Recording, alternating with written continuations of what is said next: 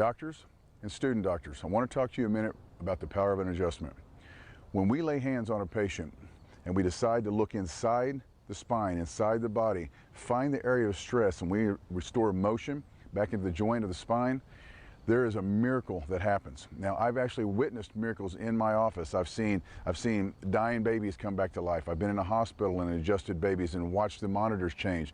I've seen people get their voices back. I've seen people who don't even know who they are, can't dress themselves due to an accident, come back to life, come back, get their memory back, get their cognition back. I've witnessed it.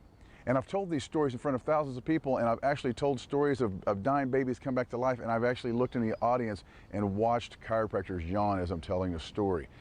Either it's so commonplace or they just don't believe it. But here's what I want you to understand is when you make the adjustment, when you restore motion back in the joint, there is millions of things that's going on inside that body, and just because you don't see it right at that moment, what you're doing is you're creating lifelong change. You're changing the hormones, you're changing the chemistry, you're changing the physiology of that human being.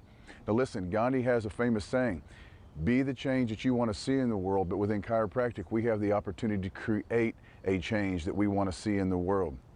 The power of adjustment is nothing to be taken lightly. We have got to remain focused on what it is we do as chiropractors. And when you make an adjustment, it's much more than a noise. It's much more than an action. It is an intention, an impulse from you, from your soul to that person's soul, to your patient's soul, to whoever you lay hands on. You're connecting in a way that God intended. That's the power of an adjustment. Every time you make an adjustment, understand that you're creating change within that body, within that human, within that patient, within that patient's life. And when you change the patient's life, you then change the community in which that patient lives in, which then affects the world. I hope you take this serious, and I hope you will understand that to become a true healer is to become the master adjuster within the chiropractic profession. Work on it, study it, never quit.